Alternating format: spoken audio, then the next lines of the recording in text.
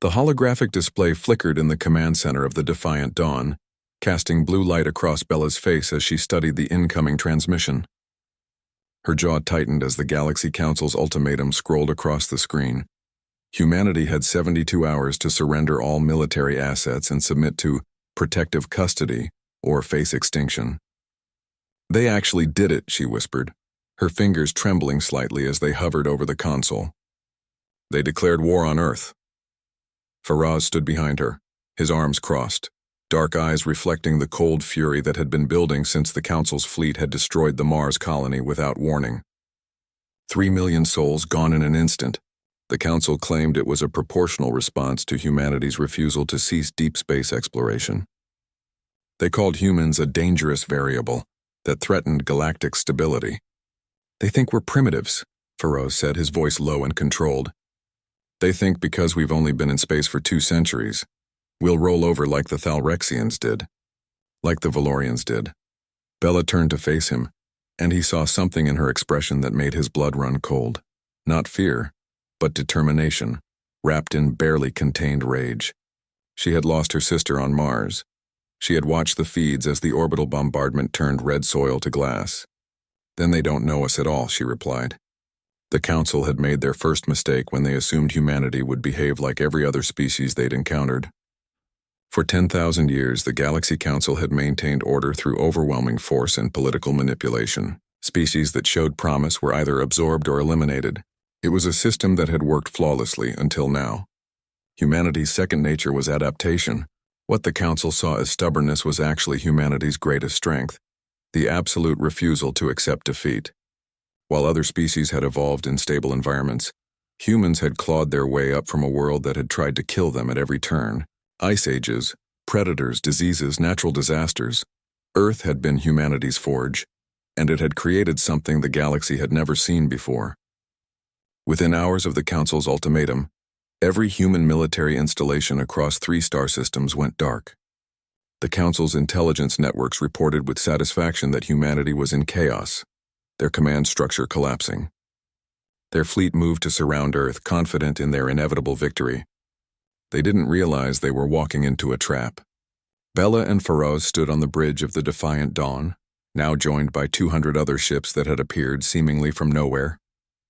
These weren't the patrol cruisers and colony transports the Council knew about. These were warships, built in secret across hidden shipyards in the Kuiper Belt, armed with weapons the Council had forbidden humanity to develop. "We spent the last 50 years preparing for this day," Bella said, addressing the fleet through the comm system. "They thought our paranoia was weakness. They didn't understand that when you tell humans they can't have something, can't do something, can't be something, we take that as a challenge."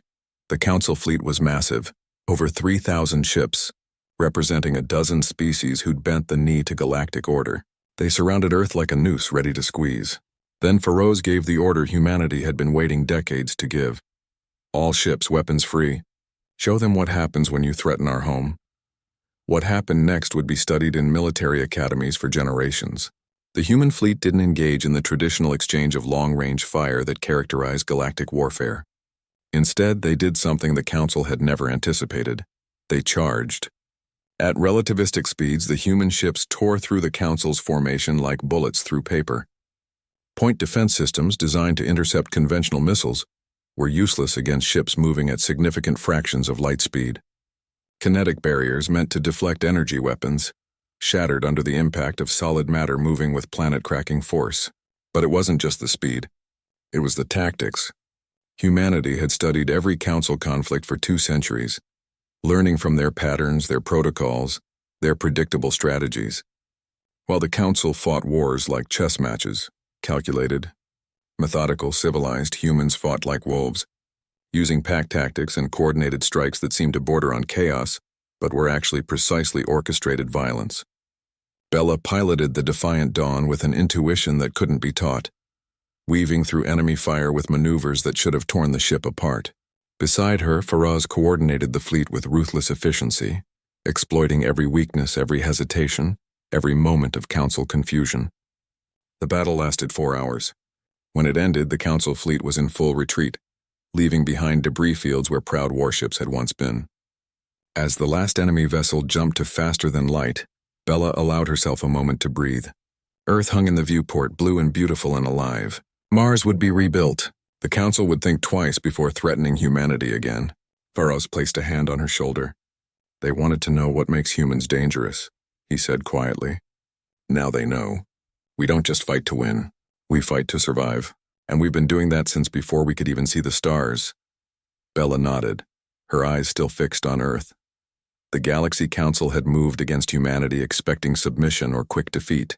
Instead, they'd triggered something far more terrifying: humanity's wrath, forged over millions of years of refusing to go quietly into extinction. The message went out across all frequencies in every galactic language. Humanity does not surrender. Humanity does not kneel, and humanity will never ever forgive threats against our home. This is our galaxy too now. Learn to share it. The age of Council dominance was over. The age of humanity had begun.